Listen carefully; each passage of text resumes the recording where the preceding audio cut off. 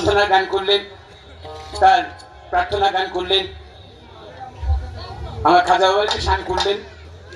এবার আমাদের মধ্যে আজকে পালা দিলেন মাননীয় গান কমিটি, আজকে পালা দিলেন হাসর এবং কিয়ামত।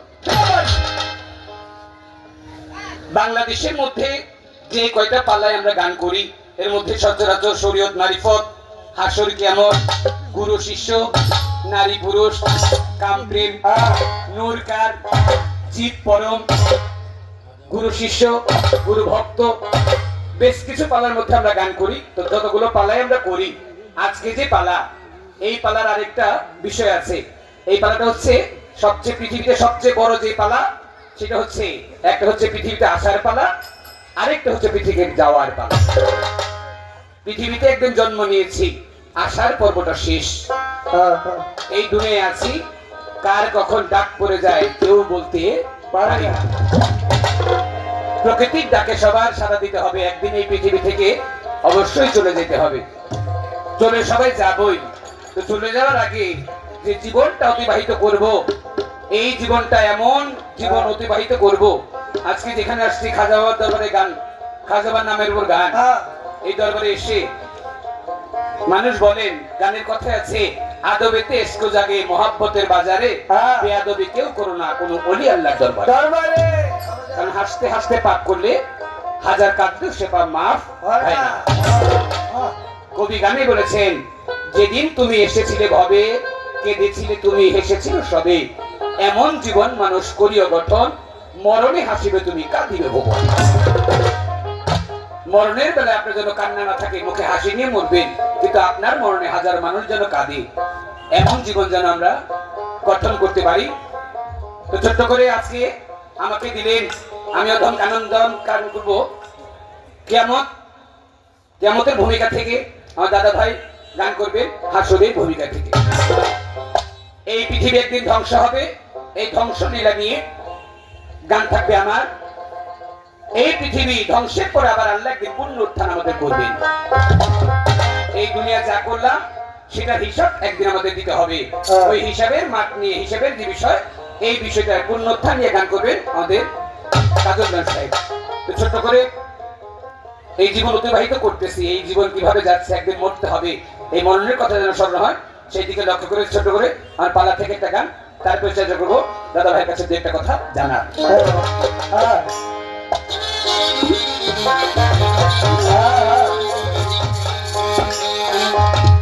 তুমি কি ঘুমে ঘুমাইয়া আছো, কি ঘুমে ঘুমে ঘুমাইয়া আছো, আইটা দুনিয়ায় আল্লাহর বান্দারে, দেহরাজের বেলা 2 বাজার, মাটির মানুষে দেহরাজের বেলা 2 বাজার।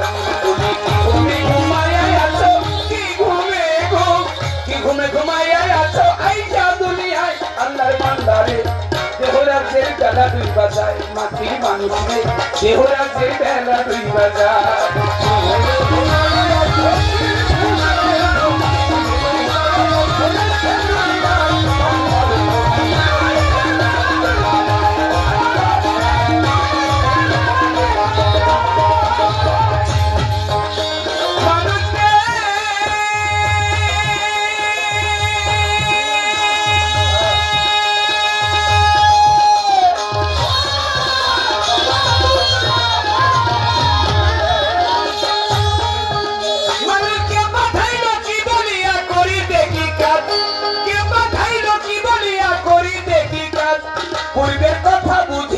ভুইলা গেলাম আমায় কে পাঠাইলো কি বলিয়া করিতে কি কাজ, পূর্বের কথা বুঝি আমরা ভুইলা গেলাম, মানুষ হইয়া জন্ম নিলাম এই ভব সংসারে, পিতা মাতায় আদর করে পুষিল আমারে, হাসি দেখে যে আমার গেল শিশুকাল, কিশোর গেল কৈশোর গেল আইল যৌবন কাল, হাসি দেখে নিতে আমার গেল শিশুকাল, কিশোর গেল কৈশোর গেল আইল যৌবন কাল।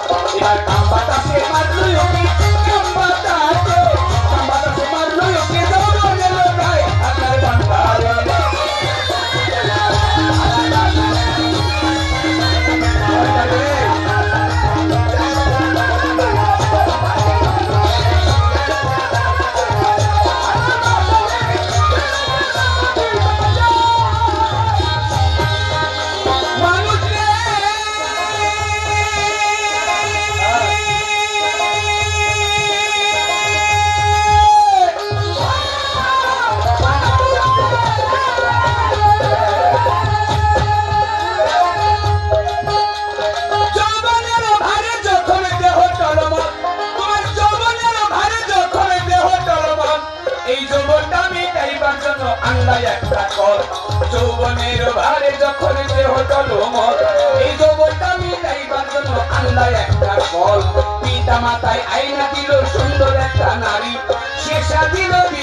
তোমার গোলাম তুমি তারি কামিনীর কান্ত রঙে হাবুডুবু খাও জুয়ার ভাটা না বুঝিয়া সারলা দেহ নাও কামিনীর কান্ত রঙে হাবুডুবু খাও কামিনী জুয়ার ভাটা না বুঝিয়া সারলা দেহ নাও যত অমূল্য ধন পরশরতন চপলাইটা চলে হঠাৎ একদিন ভাগ্যক্রমে হইল একটা ছেলে ছেলে হইল মেয়ে হইল পুরাইল যৌবন আগের মতো গায়ে তোমার শক্তি নাই তেমন তোমার ছেলে হইল মেয়ে হইল পুরাইল যৌবন আগের মতো গায়ে তোমার শক্তি নাই তেমন চপলাইলা কামড় দিতে সব পলাইলা সকালটা কামড় দিতে যাইয়া অসময় আল্লাহ বান্দার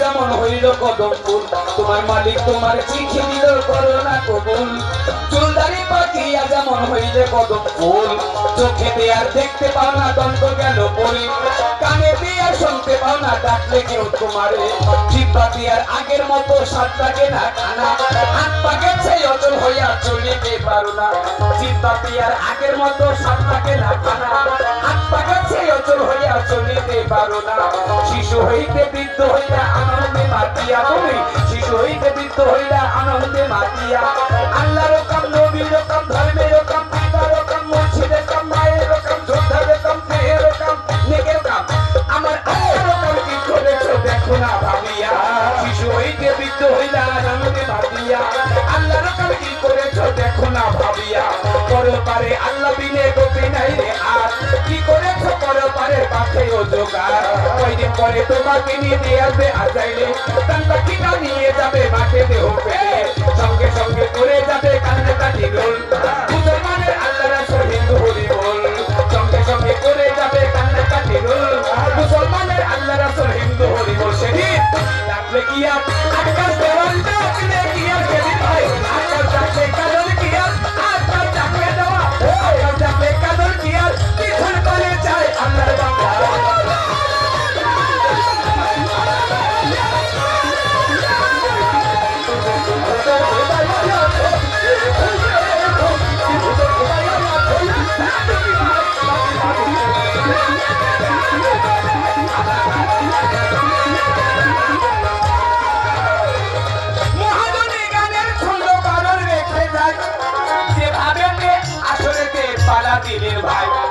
যেভাবেতে কিয়ামতের গান আজকে আমরা দুইজন মিলে কিয়ামত আর হাসরের গান করে যাব ভাই সবার কাছে পায়ে ধরে মিনতি জানাই এইভাবেতে সবাই মিলে থাকিলে নীরব আমাদেরও মনের কথা আমার বলা হচ্ছে কিয়ামত এই কিয়ামত আল্লাহ পাক এই পৃথিবী একদিন তৈরি করেছিলেন একদিন আল্লাহ বলেছিলেন কোন বলতে হয়ে যাও পৃথিবী তৈরি হয়েছিলেন আবার একদিন আল্লাহ বলবেন ফায়াকুন পৃথিবী ধ্বংস হয়ে যাবে এই ধ্বংসযজ্ঞটাকে ধ্বংসলীলাটাকে বলা হয় কিয়ামত কিয়ামত মতান্তরে 3 প্রকার বা 4 প্রকার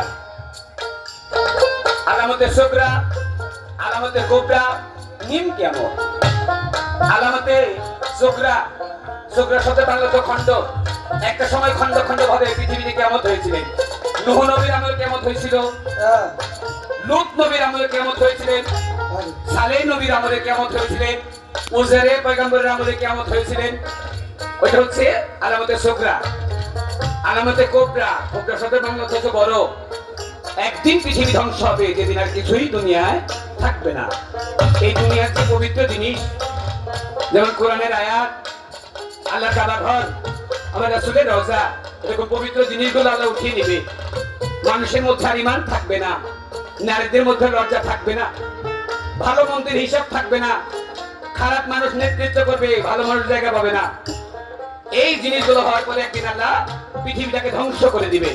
কি হচ্ছে? আলামতে কোবরা, নিম কিয়ামত। আমি কানন্দন এখন যদি মারা যায়, আমার জন্য আমারটা এখনই কিয়ামত। এই তিন প্রকার। আরেক প্রকার কিয়ামত আছে দুনিয়ায়। আপনি একদিন দুনিয়ায় জন্ম নিয়েছেন, যখন আপনার দেহের মধ্যে যৌবন আসছে, এই যৌবন মিটাবার জন্য আপনি একজন কামিনী কাঞ্চন ঘরে আনছেন। এই কামিনী কাঞ্চনের কাছে যখন যান, তখন আপনার থেকে কিছু অংশ ধ্বংস হয়। আপনার মধ্যে থেকে কিছু ধ্বংস হইলে ওইটা আবার আধ্যাত্মিক মতো একটা কিয়ামত দুনিয়ায় আছে। এই চার প্রকার কিয়ামত। আমরা কিয়ামতে কিছু কথা বর্ণনা করার চেষ্টা করলাম। এবার আসরের কথা ধরে জিজ্ঞাসা করি, সুন্দর করে জবাব দিবেন মাওলার ব্যাপারে। আরো ভালো। সৃষ্টির আগে এই দুনিয়া ছিল পানি পানি, আবার এক বিন্দু পানি হইতে মানুষের দেহ খালি। আবার যখন ইসরাফিলে সিংহাতে ফুঁক দিবে, আরে তামাম দুনিয়া আল্লাহ পানিময় হইবে। 40,000 বছর রবে পানিময় হইয়া, আরে কুদরতের এক বাতাস আল্লাহ দিবে ছাড়িয়া। সেই বাতাসে ঢেউ তুলিবে, ঢেউ হবে ফেনা, ওই ফেনা হইতে হবে একটা বালুর কণা।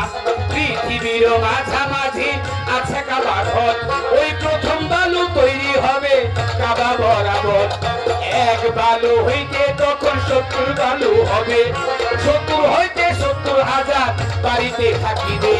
40টা পৃথিবীর সমান উঠবে বালুর চরে, ওই চরেতে করবেন আল্লাহ কঠিন হাসর। 40টা পৃথিবীর সমান উঠবে বালুর চর, ওই চরেতে করবেন আল্লাহ কঠিন হাসর। হাসর সম্পর্কে আমার দাদা ভাইয়ের কাছে প্রথমবারে জিজ্ঞাসা, ভাই আপনি বলবেন আল্লাহ পাক পৃথিবী তৈরি করার আগে একদিন বলেছিলেন কোন শব্দের বাংলা অর্থ হয়ে যাও, পৃথিবী তৈরি হয়ে গেছিল। আবার একদিন বলবে ফায়াকুন, পৃথিবী ধ্বংস হয়ে যাবে। আবার একদিন আল্লাহ হাসরের মাঠে বলবেন কোন বলার সঙ্গে সঙ্গে হাসরের মাঠে সবাই পূর্ণ উত্থান হবে। আমার একটু জানার বিষয়, আপনারা প্রত্যেকটা মানুষ খেয়াল করবেন, আমি যে প্রশ্নগুলো করি একটু খেয়াল করবেন।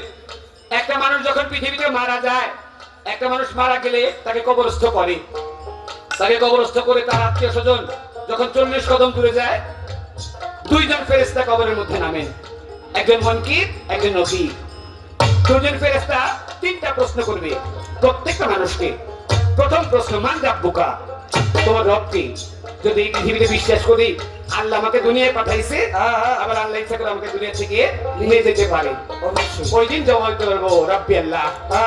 2 নম্বর প্রশ্ন করবেন, ওমান দিনুকা, তুমি কোন দিনে আছো? আমাদের ইসলাম ধর্ম হচ্ছে শান্তির দিন, যদি শান্তির দিনের মধ্যে থাকি ওই দিন জবাব দিতে পারবো দিন আল ইসলাম। 3 নম্বর প্রশ্ন করবেন, হুমান রাসূলু, তোমার রাসূল কি? যদি আজকে আমরা রাসূলের প্রতি রাসূলের সুন্নাত মানি, রাসূলের আরকাম হাকাম, আল্লাহর আরকাম হাকাম মেনে নেই, রাসূলের যে রিসালাত তা মেনে নেই, ওই দিন জবাব দিতে পারবো মুহাম্মাদুর রাসূলুল্লাহ। এই 3টা প্রশ্ন করার সঙ্গে সঙ্গে যে 3টা প্রশ্নের উত্তর দিতে পারবে তার কবর থেকে নূরের আলো ফুটে উঠবে। আর যে 3টা প্রশ্নের একটা প্রশ্ন আটকে যাবে, ওকে এই 3টা প্রশ্নের একটা প্রশ্ন আটকে গেলেই কবরটা এমন ভাবে চাপ দিবে, এই পাশের হাড় আরেক পাশে নিয়ে, এই পাশের পাজরের হাড় আরেক পাশে নিয়ে দাঁড় করাবে। একটা চাপে মানুষকে ধোলার মতো করে ফেলবে। এই 3টা প্রশ্নের পরে আরেকজন ফেরেশতা নামবেন, যার নাম হচ্ছে রোমান ফেরেশতা। এই রোমান ফেরেশতা আপনার কাফনের কাপড় থেকে এক টুকরো কাফনের কাপড় নিয়ে ওটার মধ্যে আপনার যে আমলনামা, এই আমলনামা আপনার লিখে দিয়ে আপনার হাতে দিবেন। যে ব্যক্তি নেককার বান্দা, যে বেহেশতি, যে ভালো কর্ম করছে, ও আমলনামা পাবে ডান হাতে, যে প্রতিবান্দা সে আমলনামা পাবে বাম হাতে। হাসরের মাঠে প্রত্যেক মানুষ এই আমলনামা নিয়ে উঠবে, যে নেকি বান্দা সে আমলনামা ডান হাতে নিয়ে উঠবে, যে প্রতিবান্দা সে আমলনামা বাম হাতে নিয়ে উঠবে। এই হাদিসে আমরা বুঝতে পারি তাহলে যে নেককার বান্দা, যে বেহেশতি বান্দা, ওই বান্দা ডান হাতে আমলনামা নিয়ে উঠবে, যে প্রতিবান্দা সে বাম হাতে আমলনামা নিয়ে উঠবে। আমার একটু ভাই আপনার কাছে জানার বিষয়, যদি আমলনামা দেখেই বোঝা যায় কে নেকি বান্দা, বেহেশতি বান্দা, কে বদি বান্দা, দোজখী বান্দা, এই দেখলেই যদি বোঝা যায় তাহলে নেকি বান্দাকে বেহেশতে, প্রতিবান্ধাকে দুদুকে দিয়ে দিলে তো শেষ। তাহলে আল্লাহ পাক এই আমল নামা দেখে যদি বোঝা যায় নেককার বদিকে নেকি বদি বোঝা যায়, তাহলে আল্লাহ পাক আবার এই নেককার বদিকা দেখেও আমল নামা দেখার পরেও আবার প্রত্যেকটা মানুষের প্রত্যেকটা কর্মকে হিসাব করবেন মিজানের পাল্লার মধ্যে নিয়ে।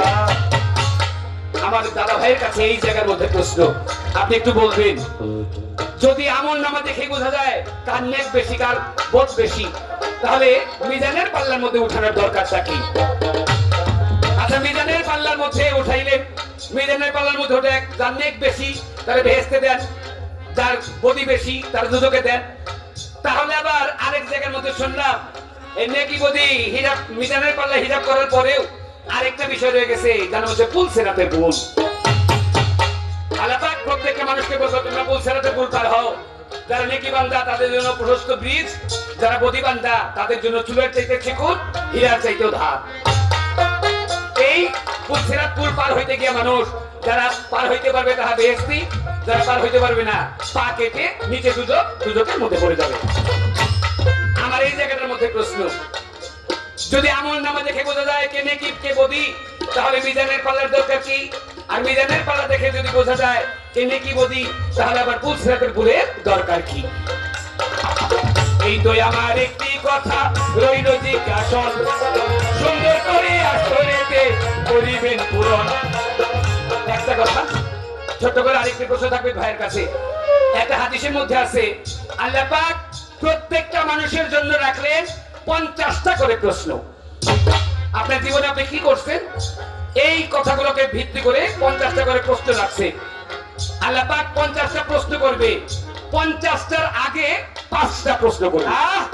যে ব্যক্তি 5টা প্রশ্নের উত্তর দিতে পারবে তার আর বাদ বাকি 45টা প্রশ্নের উত্তর দরকার প্রয়োজন হবে। 50টা প্রশ্নের মধ্যে 5টা প্রশ্নের উত্তর দিতে পারলে বাদ বাকি 45টা প্রশ্ন মওকুফ, ওকে আল্লাহ বেহেশতের মধ্যে দিবেন। যদি আমরা জানতে পারি আল্লাহ কি কি প্রশ্ন হাসরের মাঠে প্রথম করবেন, তাহলে ওইভাবে জীবন পরিচালনা করতে পারলে আমরা অবশ্যই ভালো কিছু করতে পারবো। তাই জানার জন্য বোঝার জন্য ভাইয়ের কাছে এই দুইটা কথা আমাদের কাছে ছোট্ট একটা গান করিয়া থাকিব বসিয়া, আপনারা শুনবেন বসে শুনবেন বইয়া বইয়া, সবাই মিলে হাত তুলিয়া জানবো একটু দোয়া, আপনাদের দোয়া পেলে হবে রে গান গাওয়া। কি ঘুমে ঘো মায়া আর কি ঘুমে ঘো, কি ঘুমে ঘো মায়া আর এতে দুনিয়ায় আল্লাহর বান্দা রে,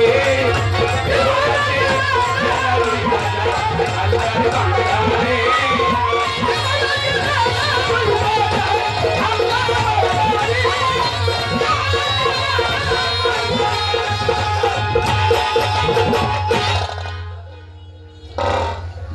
আমি যখন বন্দনা করে বসছি, তারপরে তো মাগরিবের বিরতি পড়ে গেছে। বিরতির সময় আমাদের দেওয়ান সাহেব কাজল ভাই বললেন যে কেন গান কমিটির কারো নাম বলো বা না বলো, একটা লোকের নাম বলবা, সেটা হচ্ছে আমাদের রাজা মিয়া ভাই। কারণ রাজা মিয়া ভাই আমাদেরকে দুজনকে বায়না করছে, কিন্তু রাজা মিয়া ভাই এই কথাটি দাদাও বলে গেছেন। তো রাজা মিয়া ভাইয়ের সাথে কথা বলে আবার আরেকটা বিষয় জানতে পারলাম, রাজা মিয়া ভাইয়ের সাথে আমার আরেকটা পরিচয় আছে। একটা তো আজকে আমাদের বায়নাকারী এটা আছে, এছাড়াও আমার আব্বা হুজুরের একনিষ্ঠ একজন বন্ধু ছিলেন সিরাজ দিখানে, আমাদের সিরাজ কাকা। তো উনি হচ্ছেন সিরাজ কাকার জামাতা। রাজা মিয়া ভাই বললেন কারণ ভাই আপনার নিজের লেখা একটা গান আছে, গানটা যদি পারেন একটু শোনাবেন। কিন্তু পালা দিতে পালা অনুযায়ী গানটা আমার পালার মধ্যে করে আমার নিজের লেখা একটা গান হ্যাঁ করছি।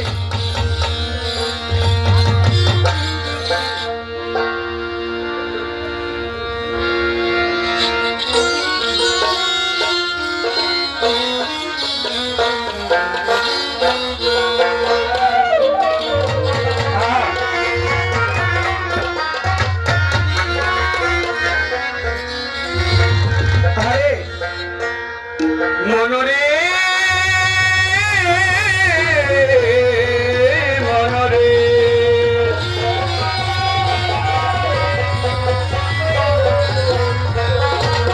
আয় ভেবে দেখ তুই মইরা গেলে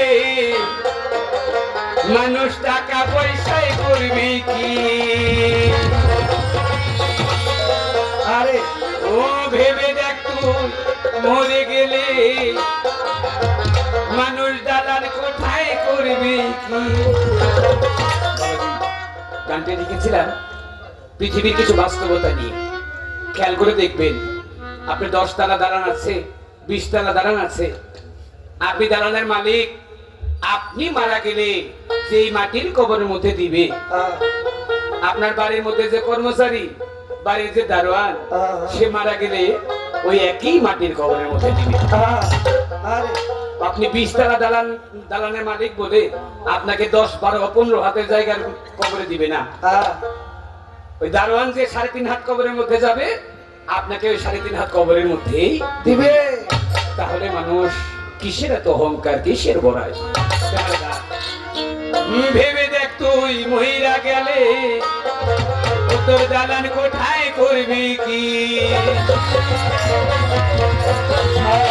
যতই মানুষ গেলে সাথে জীবন ছাইরা গেলে, যতই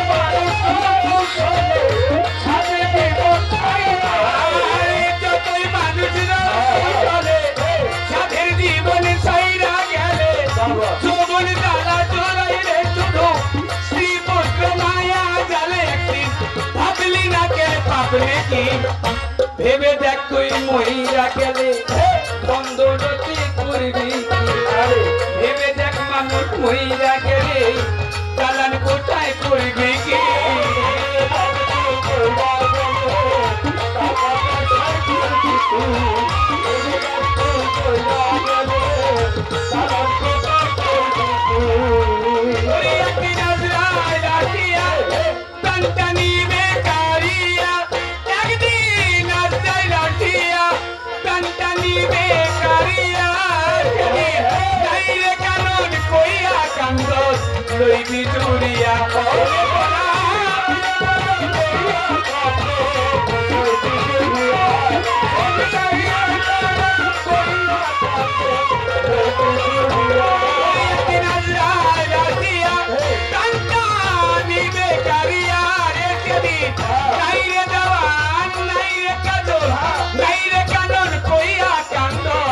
লইবি জুড়িয়া আমার গরম জলে ঘুষালে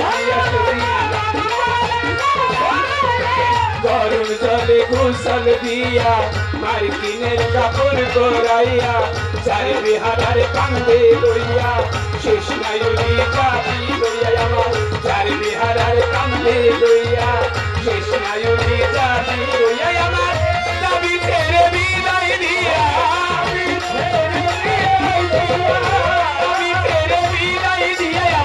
ভাই বন্দি ব্যাপার করিয়া দাবি ছেড়ে বিদায় দিয়া সবাই দিব পরে করিয়া কবরে থাকবো একাকি।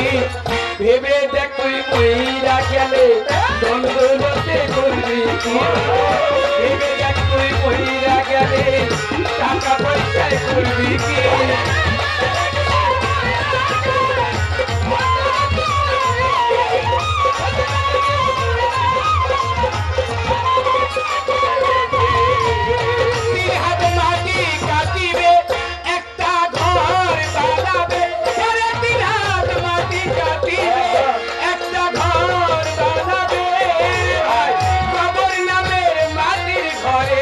আমায় শোয়াবে ও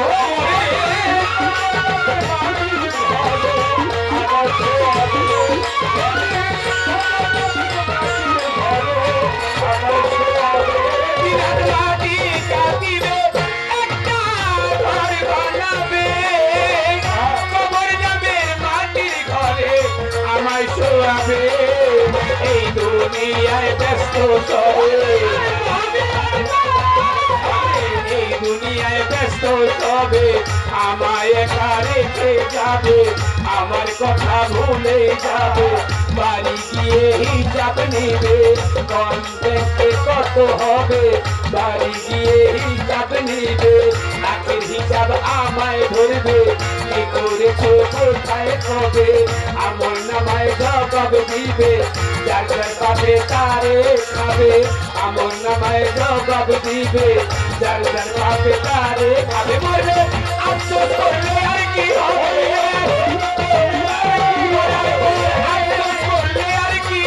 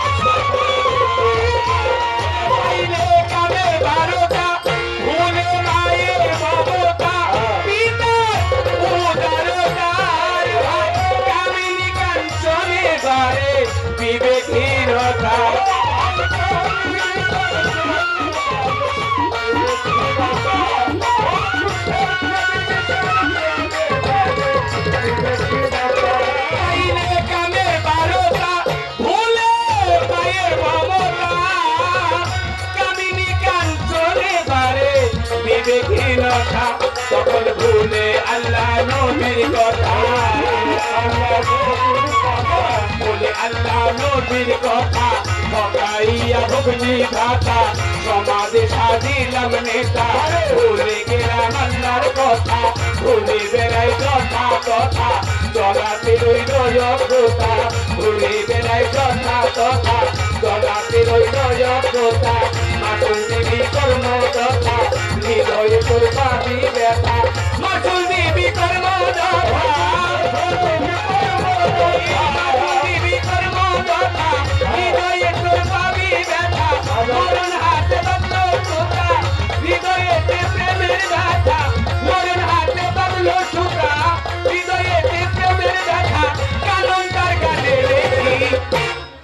ভেবে দেখতে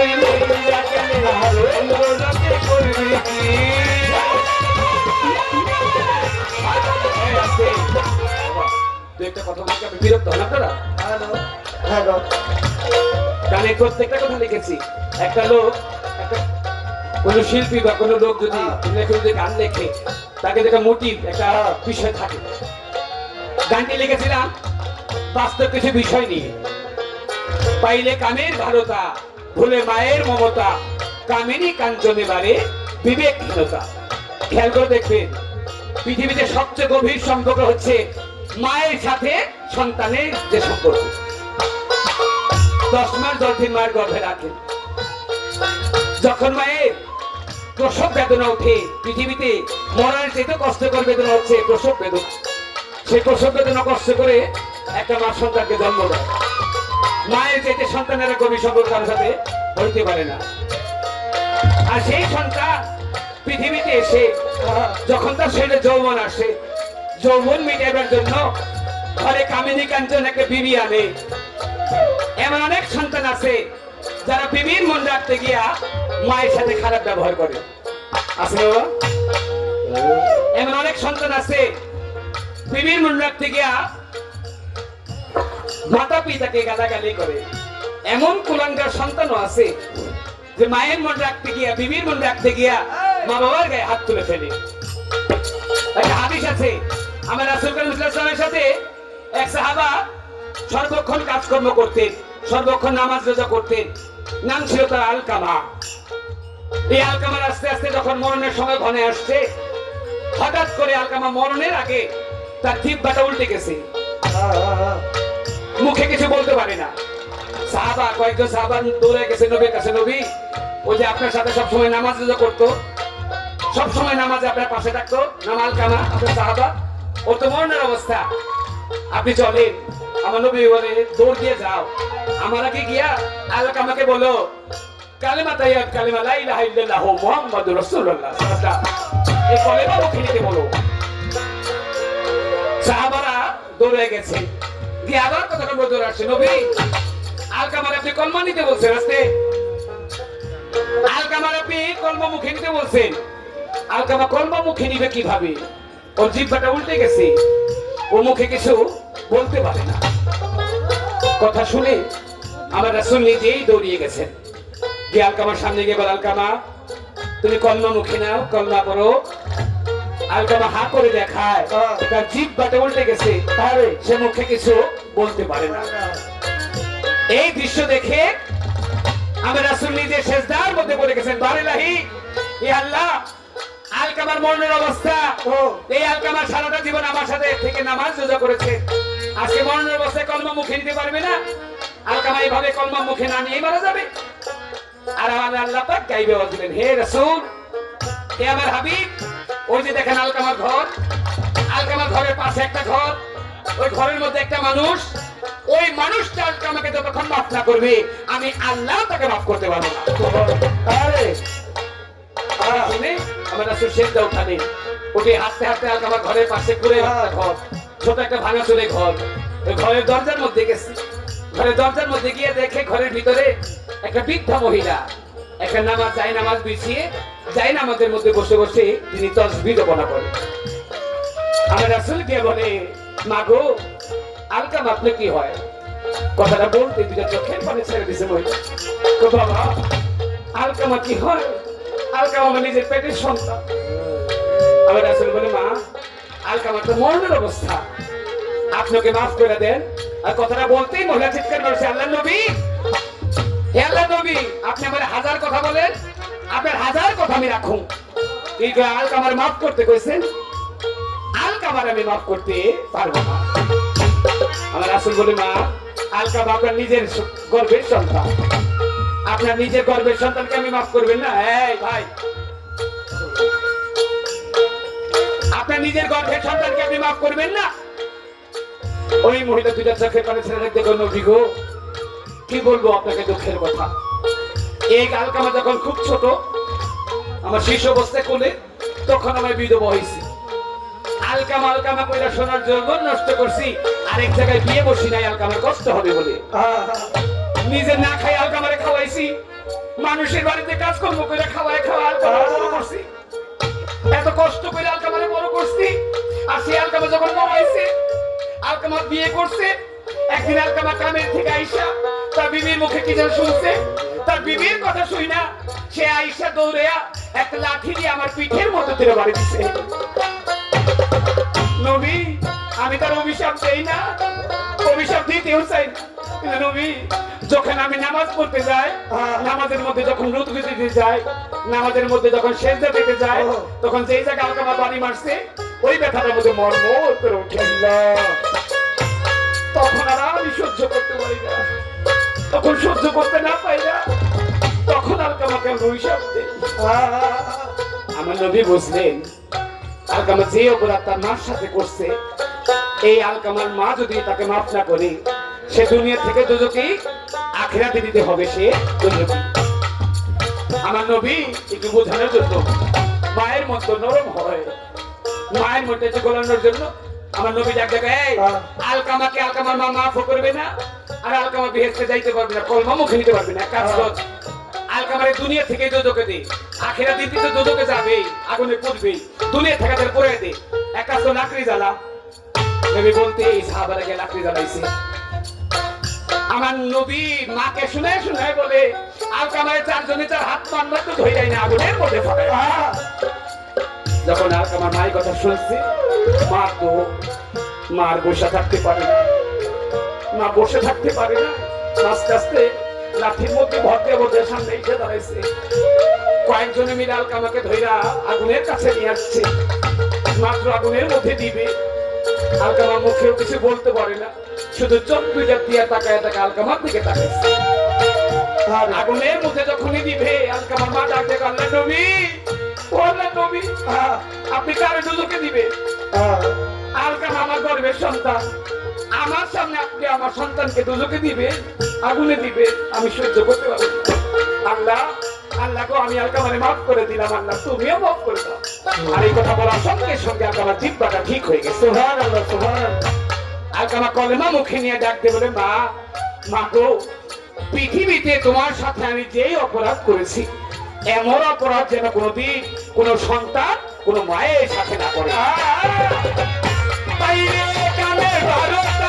ভুলে মায়ের বাবতা, পিতার উদারতা, কামিনী কাঞ্চনে বারে বিবেকের